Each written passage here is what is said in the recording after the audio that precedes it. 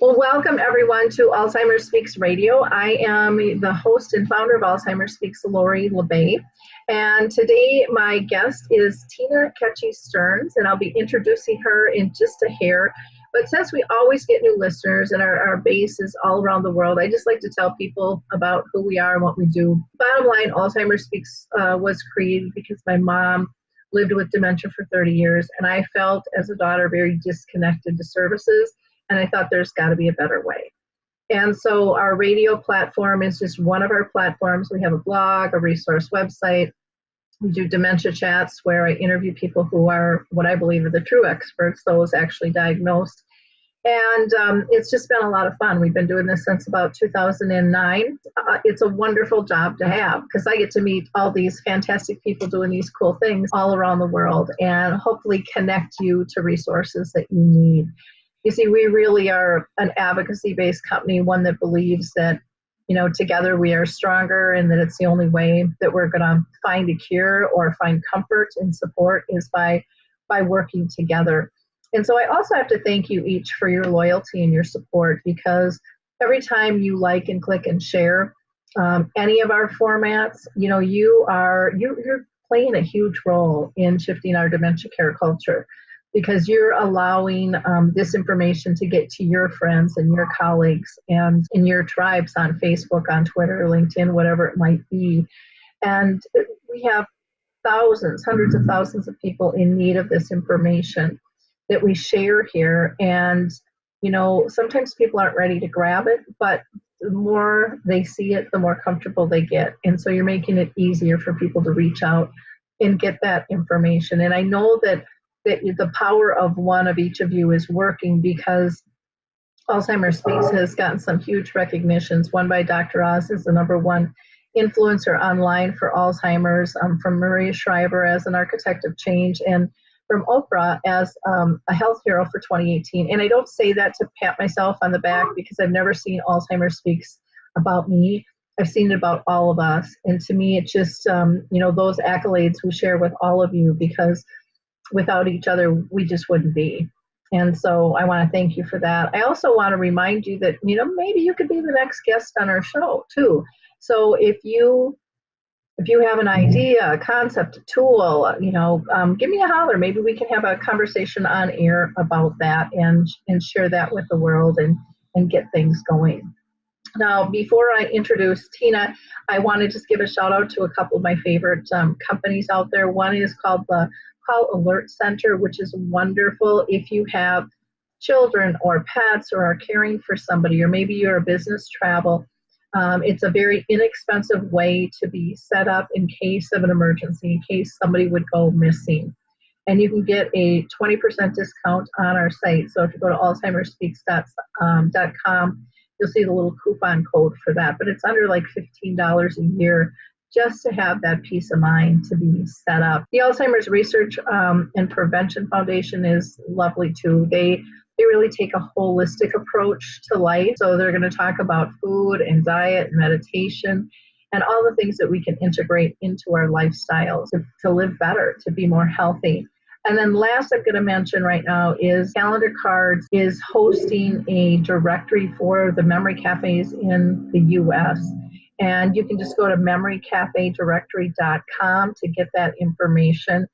It's really easy to use. If you have a memory cafe that you want listed, contact them. Dave will input it for free, help get the word out about these support groups that are for people with dementia and their care partners. So enough chit chat, let's get started with our conversation today. Tina Ketchie Stearns has worked in hospice for over 12 years, and she educates people from medical professionals to the public at large. So she's got a large heart and a wealth of information that she's going to share with us today, talking about this end-of-life journey. And, none of us are getting out of here alive, so we better think about this and have some conversations about advanced care planning and caregiving and grief and, loss and how a person who's diagnosed, who's leaving us, feels as well. So she's educated over 50,000 people from 25 different countries around the world. And she has her MBA from Wake Forest University, and she lives in North Carolina. So welcome, Tina. Thank you. It's an honor to be here. Thank you so much.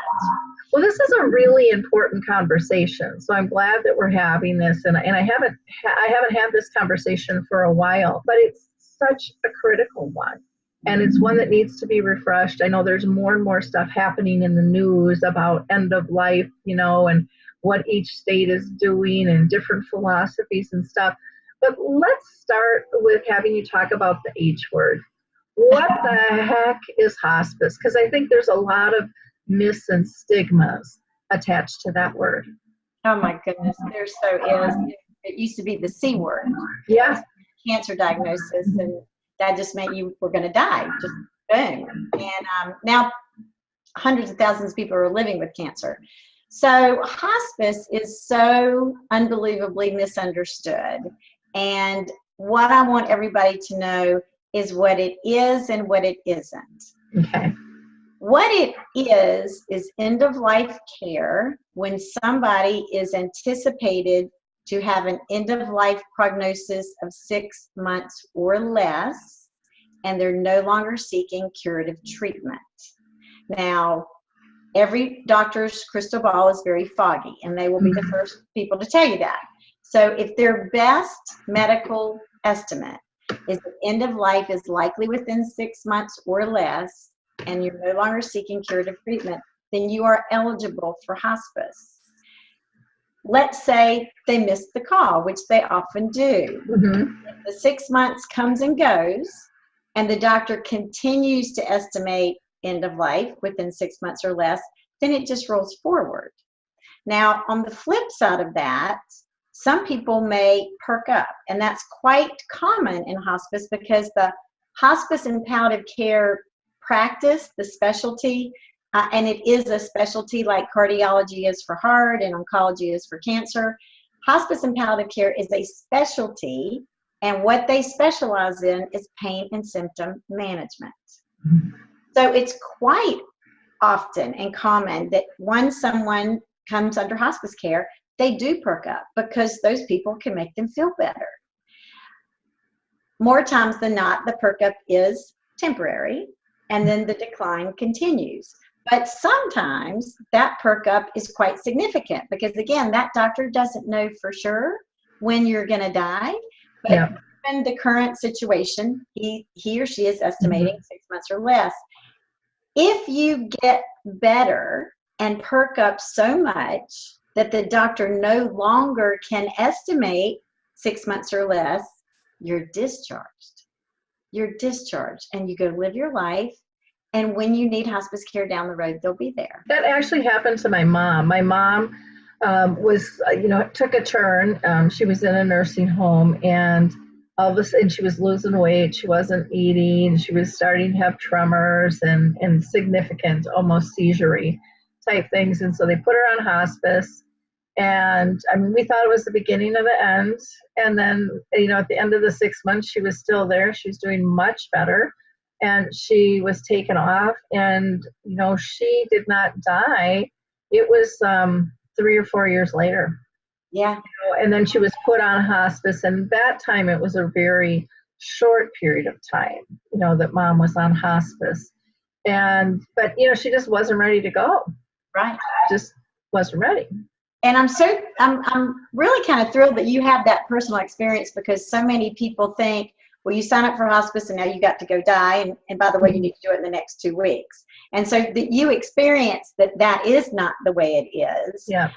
I often use the example of if somebody has some kind of issue, let's say you broke your leg and you have to go to the hospital. Well, at some point, you're going to improve to the point where they discharge you.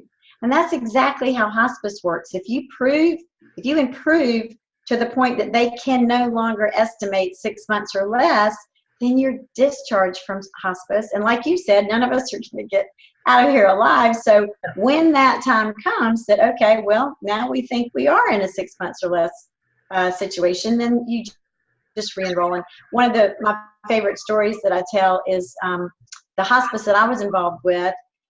A woman, 101 years old, entered hospice care. Uh-huh. She died at 104, and in that time period, they discharged her 3 times. But you know, how nice is that?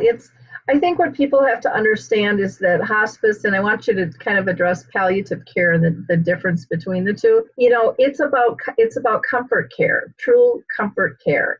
And it's about, you know, saying, okay, you know, we're okay with this. There really isn't anything else that we can do. Like Barbara Bush said, I don't want any more treatment. I've lived a full life, is able to go ahead and deal with that. And I thought, you know, she's going to spark a lot of conversation around this and a lot of education, I think. I was absolutely going to bring up Barbara Bush, because those of us in hospice and medical professionals that deal with people at end of life, that term comfort care is familiar to us, but a lot of people don't understand what that means. Mm-hmm. And so, to your point of what's the difference between hospice and palliative care, and what is even that crazy word palliative, the root word palliate simply means to ease.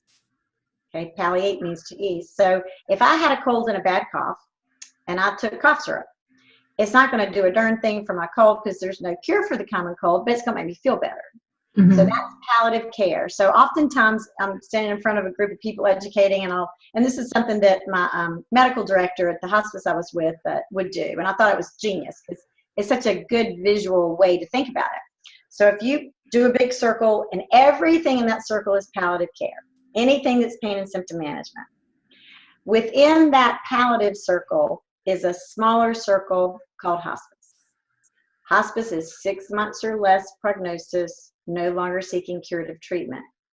All of hospice is palliative, but not all of palliative is hospice.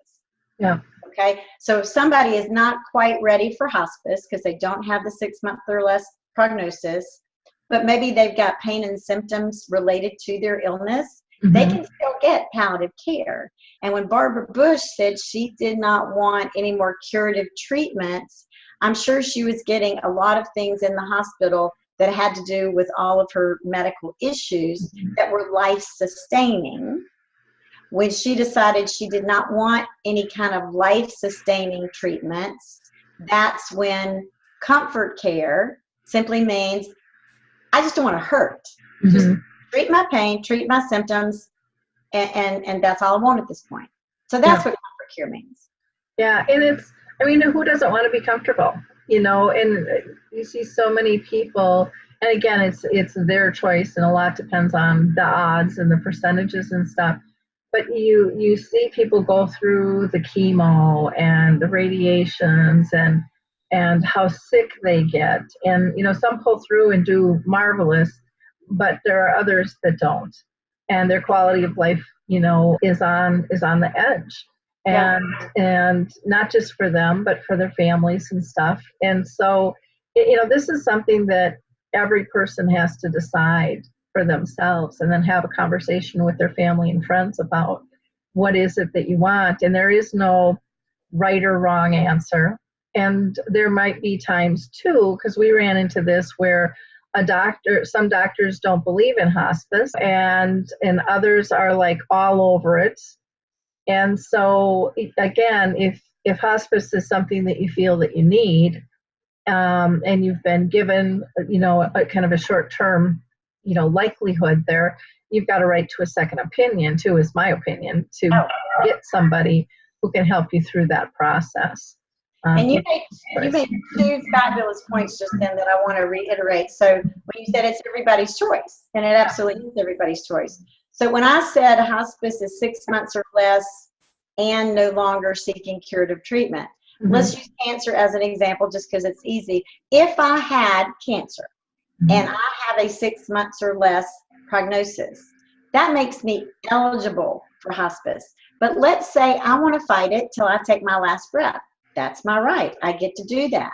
So even though I'm eligible for hospice because I do have a 6 month or less prognosis, I would not be appropriate for hospice because I'm choosing that curative path. Mm-hmm. That makes sense? Yep. Okay. Yep. And then your comment about the physicians, some get it, some don't. You know, that's one of the reasons I I just feel so impassioned about educating people about this, because the general community oftentimes has so many myths and misunderstandings about it. But you know what? The medical community does too, because they don't really get that much training about this type of thing, because they go to medical school to cure your illness. Yeah. So, Yeah. you know, we avoid things we're not good at or that we don't know a lot about. So a lot of the medical professionals just haven't gotten the training they need to feel comfortable and confident having these conversations. And I got to tell you something, I am a baby boomer. Are you a baby boomer? Oh, yeah. Okay. Yeah. 10,000 of us are turning 65 every single day. So these doctors that are very uncomfortable having these conversations with their patients and their families, we got to get them comfortable with that, because they're going to be doing a lot of it in the next 30 years or so. Yeah, very good point. And we run into the same thing with dementia. A lot of doctors aren't well educated in that area or even diagnosing of that. And so there's a lot of misdiagnosis or undiagnosis, or even there's even been reports where doctors have made the diagnosis, but they haven't told the patient because they don't know how to give them hope. Yet there's so much hope in terms of, and one of your phrases on the ribbon, I think it says, it's about how you live. It really is about that choice. And, do you want to embrace life, or, what do you want to do, and how do you want that to look like? And again, I don't think anybody should be ridiculed for their choice. That's right. That ribbon, you mentioned the ribbon, that's actually not my ribbon. Mm-hmm. That ribbon is the National Hospice and Palliative Care Organization's ribbon. Mm-hmm. And they gave me permission to not only use that URL as my website address, but also to put their ribbon on my website. And I love it because every hospice doctor will tell you, we're not helping people die. Mm-hmm. We're helping people live until they die. Yeah. Well, and even that statement, I think, helps the doctors understand the process, so that it doesn't have to be this doom and gloom. I will share a story with you quickly that is just, to me, so powerful. But my aunt was dying. She had cancer. And I was sleeping, and I had this dream that my uncle, her husband, came to me in this dream, though I didn't realize it was a dream at first. And he came to me with this brilliant smile and his arms out, and he just said, "Tell Kay it's time. Come here and tell her it's time." And I remember waking up wanting to talk to him more, and then realizing, oh my gosh, she's been gone for years. And so I'm like, well, now what do I do with that? So I thought, I better get in the shower and go down to the hospital and see my aunt. So I go down to the hospital, and the nurse, who was a hospice nurse, grabbed me before I went in, and she just said, "Honey, I just want to tell you something. Anna Kay's on hospice, and she most likely is not going to be able to communicate with you. She's probably not going to squeeze your hand. Her eyes most likely aren't going to open, and the likelihood of her talking and responding to you is slim to none. But know that she can hear everything and take in everything that you say and you do while you're in that room. So you just tell her whatever you need to tell her." So I go in this room, I'm all alone, and I don't know, I'm in my 40s, and I hold her hand and I start rambling. I'm telling her about all the family updates, and I'm thinking, how do I tell her that Uncle Chuck came to me in a dream? Because she's going to think this is kind of crazy, because in my mind, she was a very strict Catholic, and I just didn't know if she would believe in that. Right. And so I talked for 45 minutes over everything and nothing, and then I finally just said, "Okay, I'm going to tell you why I'm really here." And the whole time I'm talking to her, I'm holding her hand, and she's just sleeping in the bed. And I explained to her that Uncle Chuck comes to me in this dream, and he looks brilliant and full of life, and his voice is just boisterous, and he's laughing, and he's just so happy. And he's got his arms out, and his eyes are glistening, and he's just, and he's saying it's time, and that he's here with you, and he's here to take you home. And all of a sudden, I'm going to get teary-eyed. Her I eyes, know. I got chill bumps everywhere. her eyes pop open. She gets this beautiful smile, and she's looking up at the ceiling. And the room got chilly. I mean, it literally got cold. I mean, it was just filled with angels. And then she squeezed my hand, and her eyes closed, but this smile remained on her face. And Oh, I stayed with her for, I don't know, probably a half an hour to an hour more, and then I went home, and 2 hours later I got the call. She had passed. mm. And I just thought, what a gift. It was such a gift to me to be able to help her pass on, you know. Oh, so awesome. And I was so honored that, Uncle Chuck picked me to come to, and his kids were a little upset. Why didn't he come to us? And I said, you weren't ready. Mm-hmm. You weren't ready for the message. And they understood that now. At first they were a little upset with me and stuff, but it's just, death and dying can be just as beautiful as birth. Oh my gosh, that's so true. That is so true. I love that story. There's so many stories like that where some people will wait for somebody to sort of give them permission. It's okay to go. Yep. Or somebody that's already crossed over has come back saying, come on, I'm ready for you. Yep. And you probably saw that cartoon they did of Barbara Bush and her daughter that she had lost at the age of 3. Have you seen it? No. Oh, listen, it's I don't remember the cartoonist's name, but it's obviously in heaven. Uh-huh. Barbara has a halo over her head, and there's a little girl, she lost a little girl when she was 3, I think it was. I think her name was Robin. There's a little girl, you see the back of the little girl running to Barbara Bush, and the little girl is saying, Mama. Oh. Isn't that great? Oh. I know. Where's the cleanup? I know. If any of your listeners, I would imagine, so you have so many of them would be veterans. I want to share a real quick veteran story that's kind of similar to yours, in that a hospice veteran volunteer went to a hospice home to visit a veteran patient that was in hospice care. And when he got to the room, he knocked on the door, and the wife came to the door, and he said who he was, and he was here to say hello to her husband and thank him for his service. And she said, I really appreciate it, but he really is pretty much, he's very close to dying, and he's not even going to know you're here, but thanks anyway. And this fellow waited for a second, and he said, okay, well, can I just come in and just put my hand on his and thank him for his service? And he wasn't intrusive. He did it really respectfully. And she said, sure, come on in. So he comes in, he puts his hand on the patient's hand. The gentleman was in the bed, clearly very close to dying. And the volunteer introduced himself. He said, I just want to thank you for your service. I was in the Navy. And that patient's eyes popped open, and he said, Navy? Oh. And they talked for 30 minutes. Wow. And he talked about how those were the best years of his life. And the volunteer was a little nervous that the wife would get upset. Those were the best years. And so after about 30 minutes, he was obviously getting tired. And so the volunteer left, and the wife walked him out, and he said, ma'am, I know for sure the best years of his life are with you. She said, oh, don't apologize. I thought he was gone, and he came, he talked to you. I couldn't believe it. And the man died later that night. Wow. So, when people connect on all kinds of different levels, whether it was your uncle coming to deliver that message to your aunt, or veterans, or sometimes people will wait for everybody to get there before, okay, everybody's here, okay, now I can go. And some people will wait till everybody leaves the room before they go. But it's all it can be such a beautiful experience, just like you said, just like when a baby's born, it's a gorgeous moment.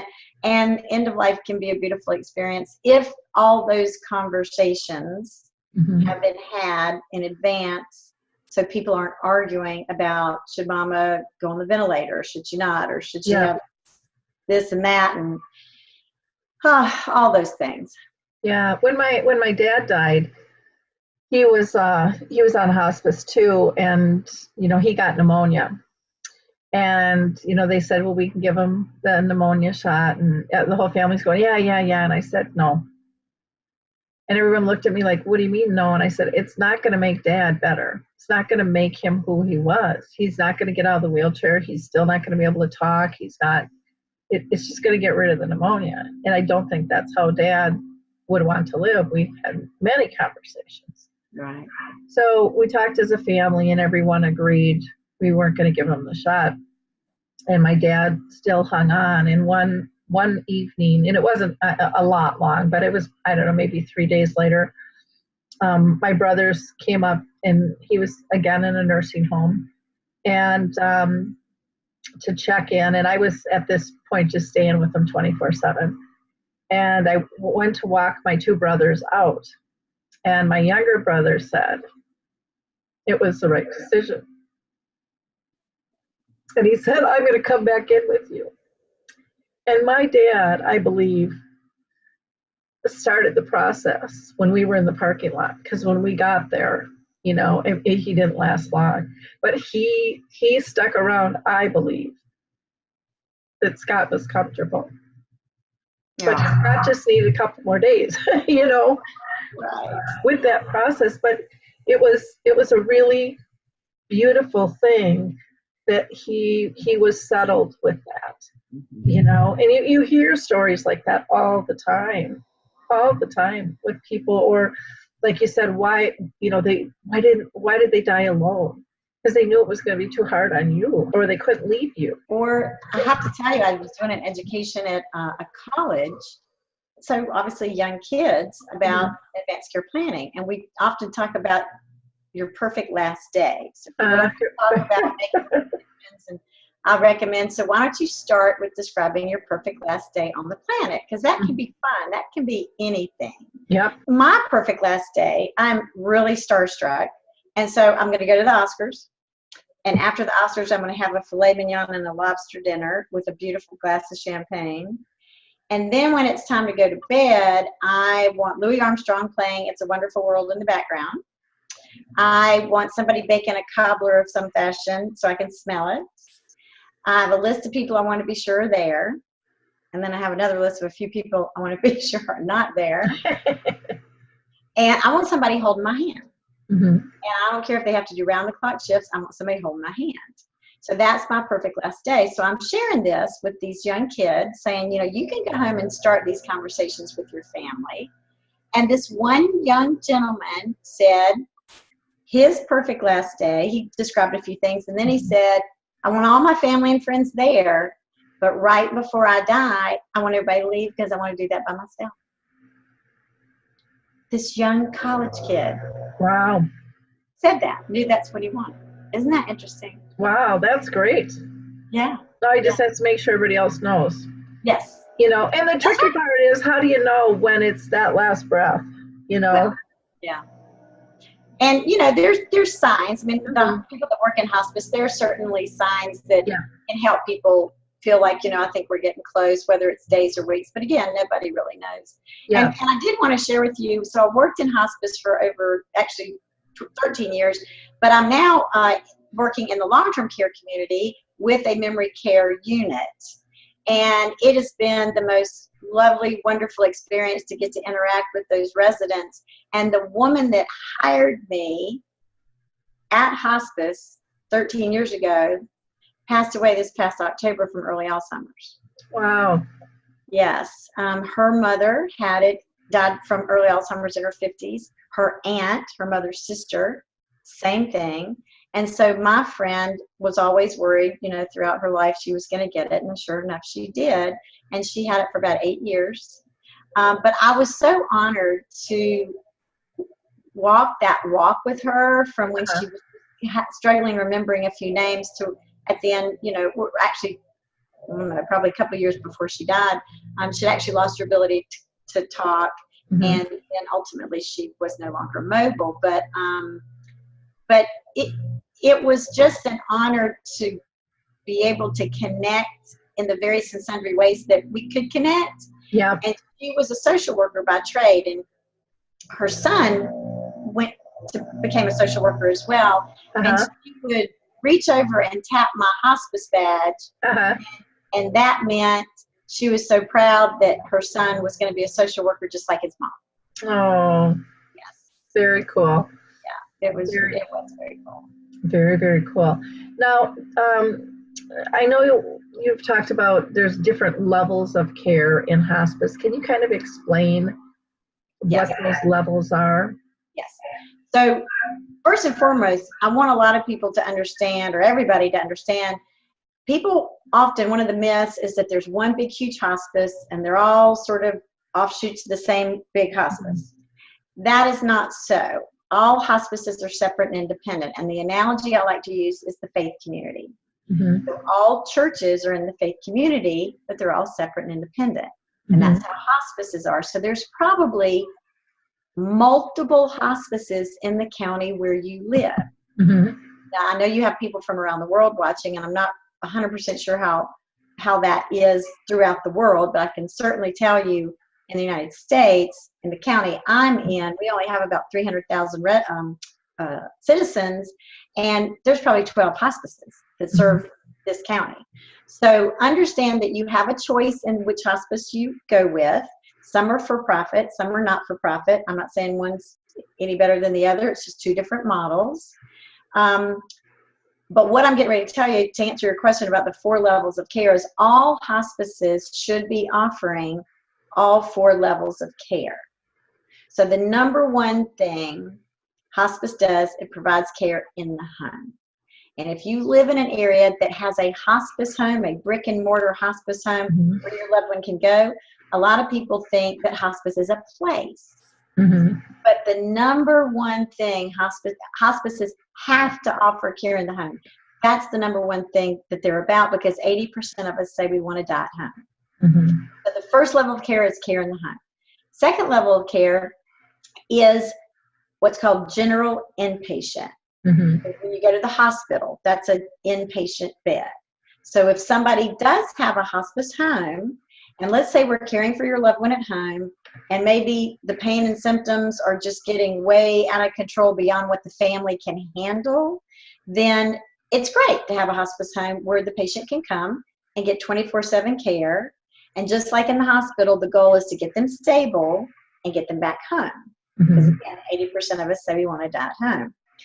If your hospice does not have a hospice home, then that hospice should have contracted with either a hospital or long-term care facility so that they can provide that inpatient care.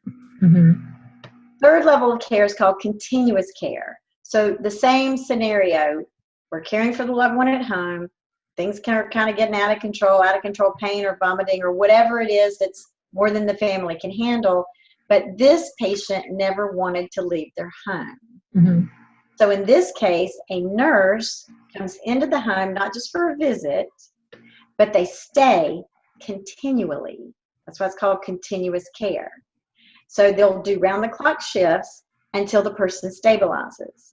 And then when everything's stable, it just reverts back to the visits. Now, Lori, often what's going on is the patient is actually beginning to actively die. And so for that patient that never wanted to leave their own home, hospice looks at that as sort of their last best gift that they could give that person that never wanted to leave their home. So we got routine home care.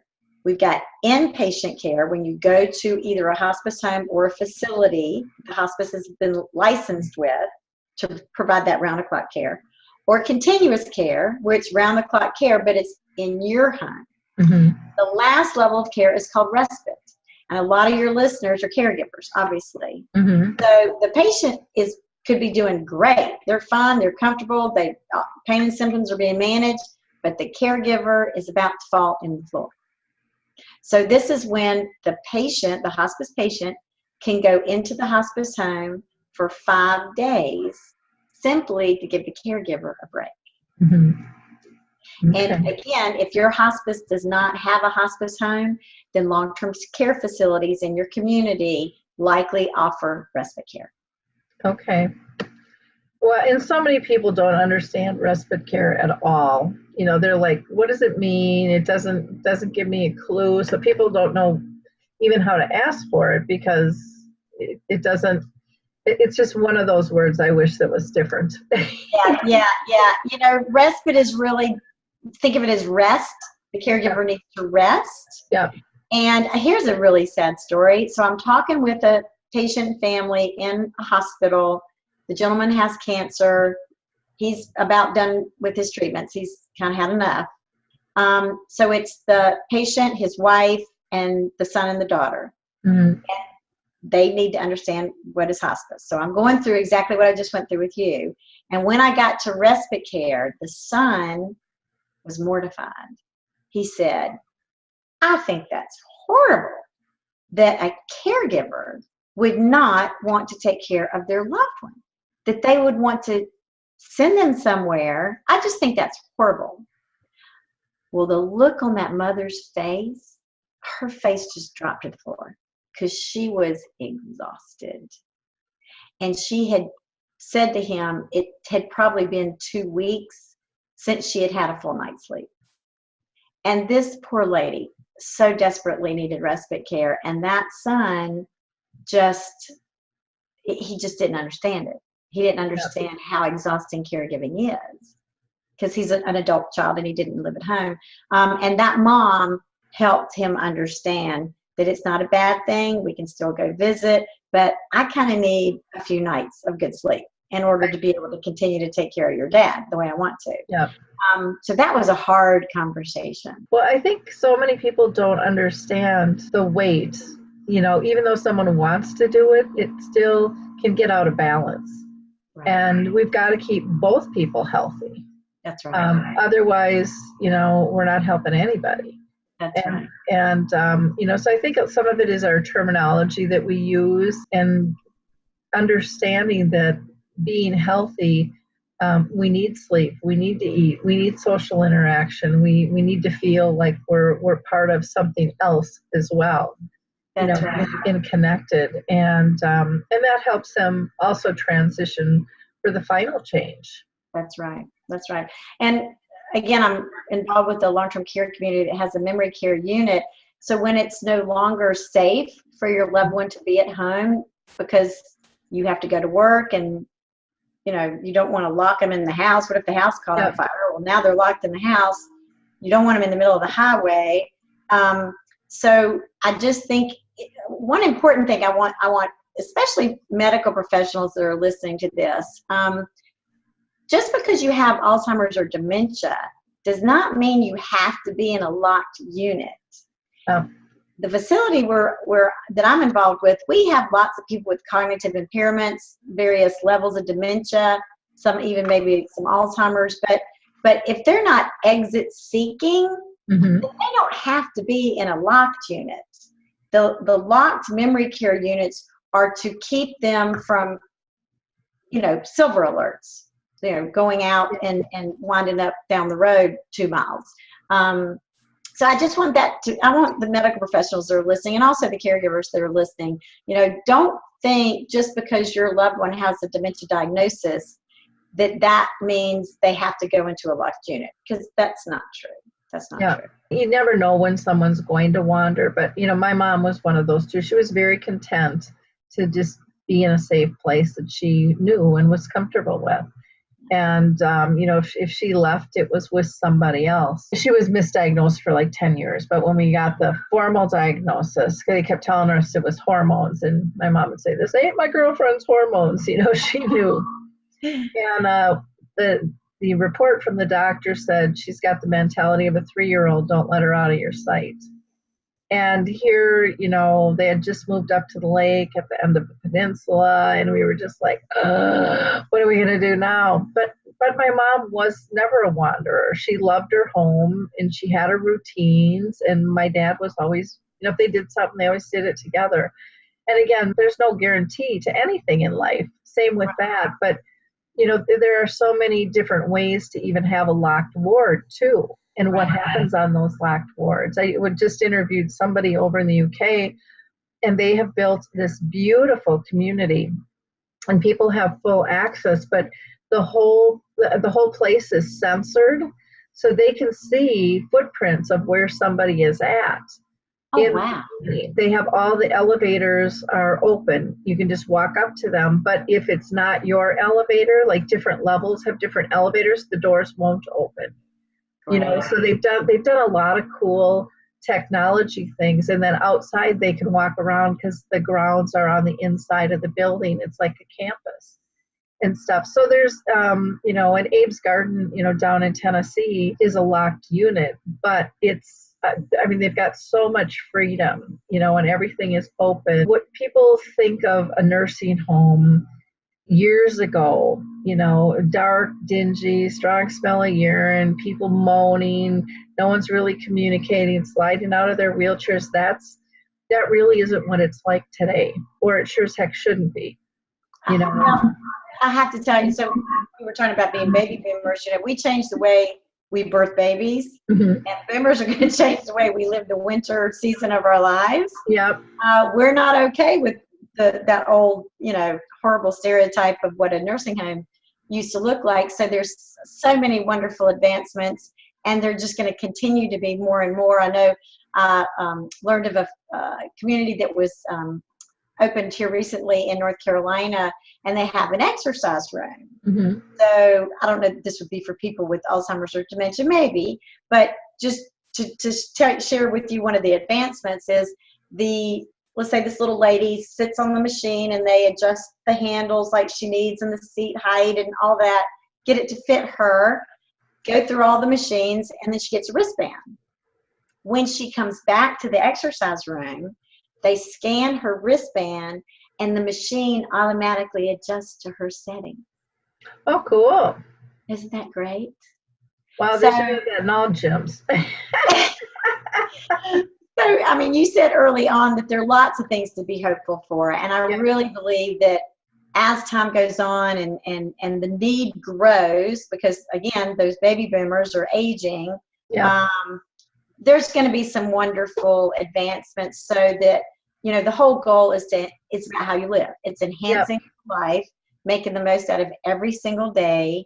And the other thing that I wanted to bring up, in case any of your listeners or viewers have not, don't know this, you probably do. A gentleman that's in my area, Ed Shaw, co-authored a book called Keeping Love Alive as Memories Fade, the 5 Love Languages and the Alzheimer's Journey. Have you heard of that? Yep, I have heard of it. And I haven't had him on the radio, though. I should. Oh, you should. He's fabulous. He cared for his beautiful wife who had Alzheimer's for 8 or 9 years. But what he taught me is that even when your loved one is no longer able to communicate their love to you, of all the areas of the brain that dementia and Alzheimer's messes with, the one part that is never damaged is their ability to receive love. Yeah.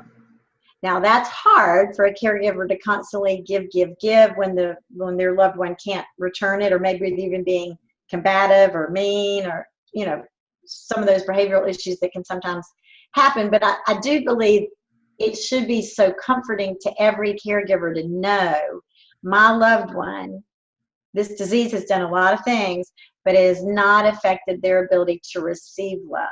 And so just like that hospice nurse told you that your aunt would be able to hear you even if she couldn't communicate, I just think that's such an important thing for everybody to recognize and realize, is those efforts, those constant efforts of showing love, as exhausting as it can sometimes be, they feel it and they sense it, and they need it.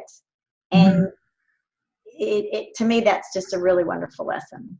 Well, and I think part of it, you talked about that they can receive love. I think they can give love, but they give it differently. So we have to change what we're looking for in terms of that. With my journey with my mom, I talk about the levels of unconditional love I didn't know existed. I thought that, I love somebody unconditionally, and I just, thought that was cool. But it gets to our relationships, and our connections are so strong. They're such a spiritual bond that is undescribable, And so when my mom was in her late stages and really couldn't communicate, she couldn't hug me, she couldn't hold my hand, I'd have to hold hers, I could place it in and she could keep it there, but she didn't have that ability. that she was really the safest place for me to be, because she didn't judge. Yeah. She just accepted me, Yeah. and you could feel that. It's unexplainable.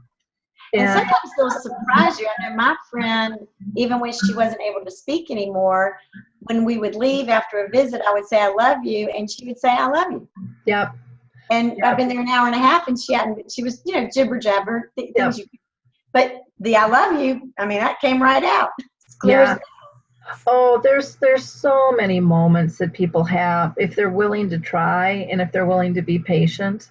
My mom, we went through all of her advanced care stuff again, because she'd been in the nursing home like, 10, 11 years. And no one expected her to live that long there. And so she was having a difficult time. We were putting her on hospice. So they said, well, we better go through all of, the do not resuscitate and all that stuff. And so we're sitting in the room, and my mom is sleeping. And I'm still teary-eyed, even though I know all the answers. I just wanted to hear from her. Right. And so the nurse leaves the room. Here I go again. The nurse leaves the room. And I just said, Mom, is this what you want?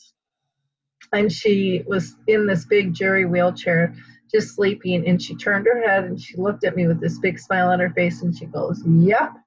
And she went back to sleep. I was pretty clear. But she just gave me this huge gift. She just drilled it up and said, Lori needs this right now. And she did that several times. And if we can look at those moments as gifts, that they really are there for us, it's incredible. It's absolutely incredible. And I want to take advantage of you bringing up the fact that you were having to go through this and you were talking to your mom about it.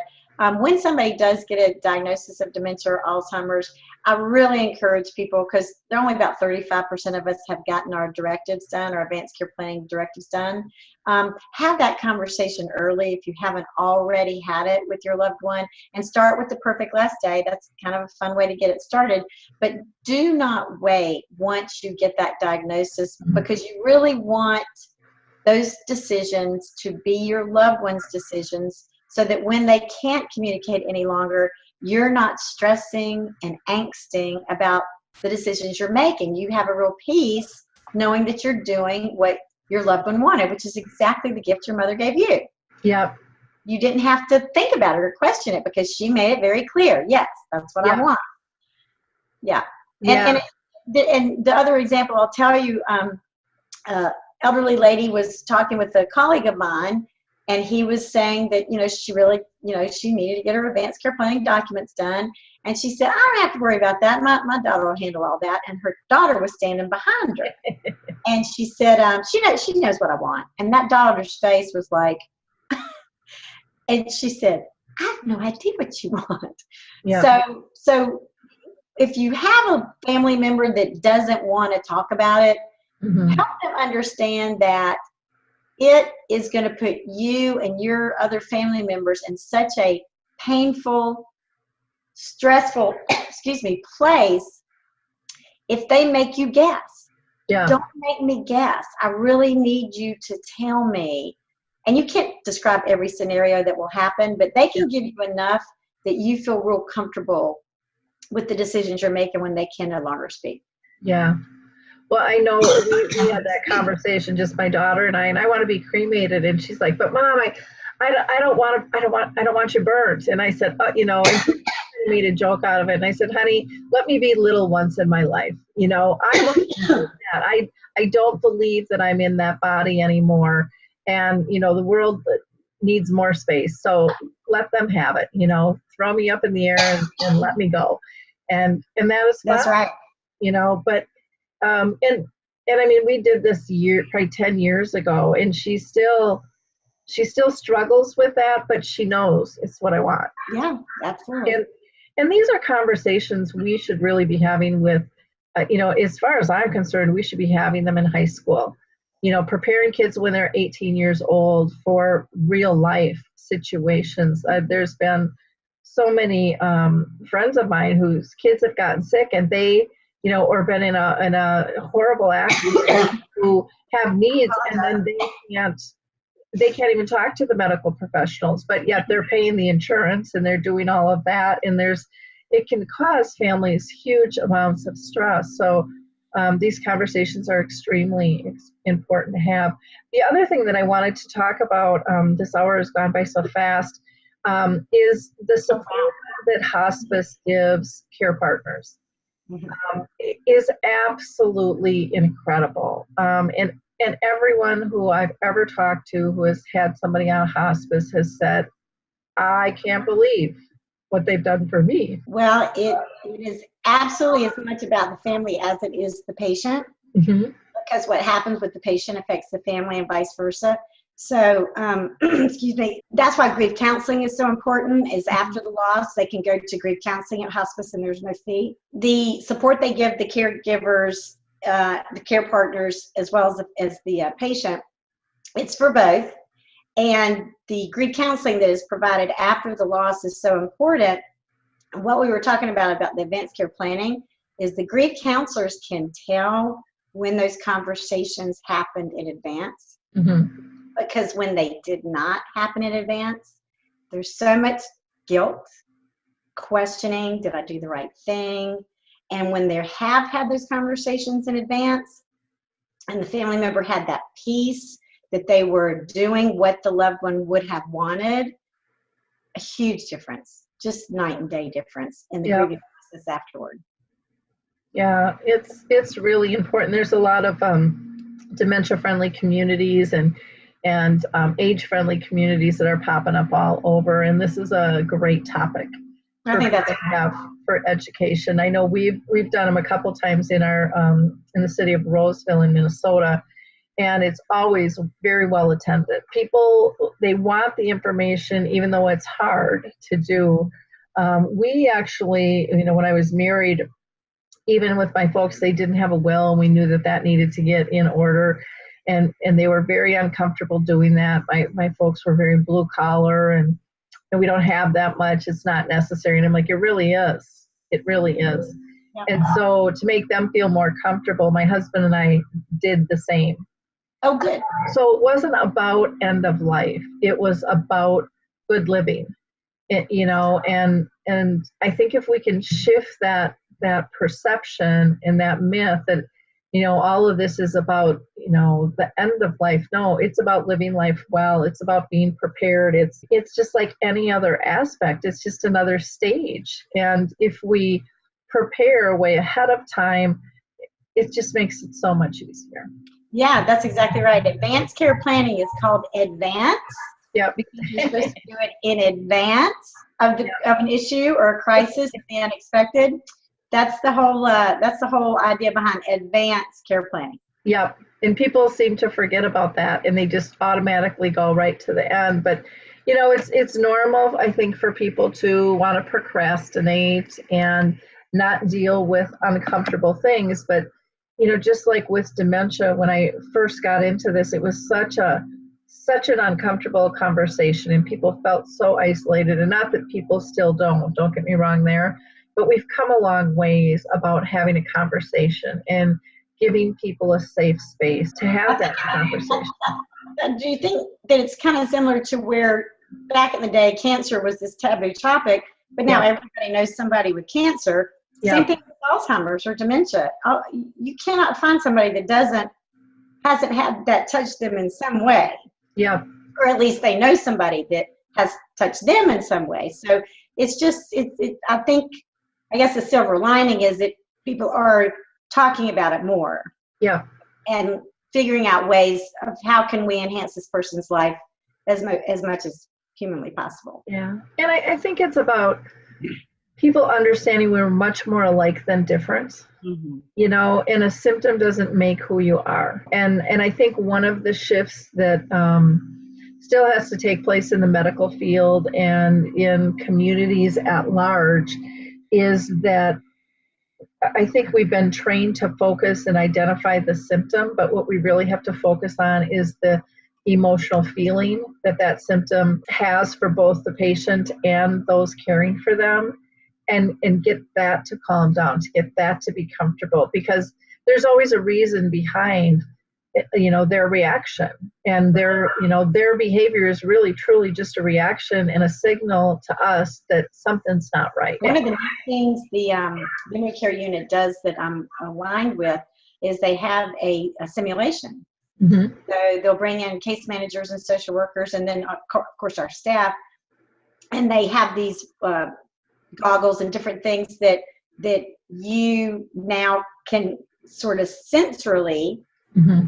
understand what somebody with Alzheimer's is going through as far as their vision and their inability to walk exactly right. And it's a really wonderful kind of walking in their shoes for a minute that really raises that understanding and empathy and that emotional connection with this person with the disease. Yeah, those virtual dementia tours, I know there's a couple of companies out there doing that now. It's so powerful. So powerful. Really, and it just gets us to look at things a little bit different. But I can't thank you enough for the work that you're doing, and the conversation, that we had today, I think was brilliant and will help a lot of people have a much, much better understanding. And hopefully both families and the medical profession will feel a little bit more comfortable with, hospice is a hopeful, good thing. It really is it's a mindset, it's a choice, just like everything else. We can go down the rabbit hole and we can go to this spot of grief, or we can really try to make somebody's last days comfortable and enjoyable and memorable, not just for them, but for us. And, and that stuff lives on forever. And there's just a great gift in death, just like there is with birth, if we allow it. Yeah, in many cases, it is the perfect continuum of care when somebody has reached that point in their life. Yeah, and everyone's going to deal with it a little bit different, but there's so many people going through this whole process. And like you had said earlier too, some people will pop back like my mom did, because all of a sudden she had a music therapist and she had this one-on-one, and there's volunteers. And I mean, there's so many different people that come just to be with them. Right. And I think it's about, that connection again is built. And it's a beautiful thing to watch, and to watch people serve the way they do is incredible. Yeah, I've never been more honored than to educate and talk about the amazing work that they do. Both the long-term care facility staff and the hospice staff, they love what they do, and it's just really obvious. Yeah. Now, Tina, people can get you on your website, and your website is itsabouthowyoulive.com. And then they can get you via email at Tina at that URL as well. And then do you want to give out a phone number or not? I have one, but I always double check. So why don't you give out the phone number that you want? Absolutely. 336-655-0200. Okay, so that's 336-655-0200. And you speak and train as well, and I can imagine that keeps you very busy as well, because you're just a wealth of information. And again, an honor and a pleasure to have you on the show today. So thank you so much. Oh my goodness, it's been my honor, my honor and pleasure, and thank you. You are getting all the accolades you're getting because of all the amazing work that you do. So the rest of us are appreciative of the path that you're paving for the rest of us to sort of trail along behind. Well, I think we're all walking together, Well, that's true. That's a good way to, yeah. But thank you so much for all you do. Well, thank you. In wrapping up, I'm just going to give a shout out to the people at the Roberto app. If you're not familiar with it, it's something you might want to check into. It's a bunch of video games that test your brain function, and you can check on your brain health. You can play it as often as you want. You can get a free trial. And in fact, you can get an extended free trial if you go to my website, alzheimerspeaks.com, and put in the code. But again, very inexpensive and very interesting. Some families are doing this as a group. They're actually doing some challenges in the schools and bringing it into business for team building, because getting people more aware of their lifestyle and how it affects. So if you're really stressed, your brain might be functioning a little bit different, and that's going to point it out to you. And, we can't take action if we're not fully aware. And so I love that app. The other thing that I wanted to give a shout out to is the Purple Table reservations. They are kind of in infant stages rolling out, but it's a really cool concept. They're looking for more restaurants to partake in this, so they'll do some training, and then people can, they have an app. If you go to purpletables.com, you'll see the app.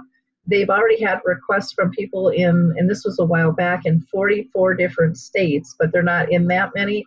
So they want more restaurants to get on board with this. It's fairly inexpensive, but when somebody would make a reservation, they would then get a table that is in a well-lit, quieter area with a trained staff, with maybe a minimized menu, so it's not so confusing.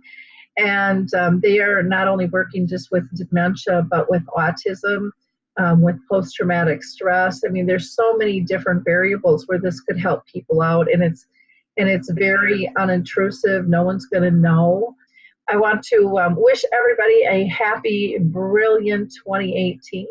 And, I wish I had some flowers since it's May Day, but I don't in my hand here to share with you. But have a brilliant week, everyone, and we'll talk soon. Thank you so much. Bye now.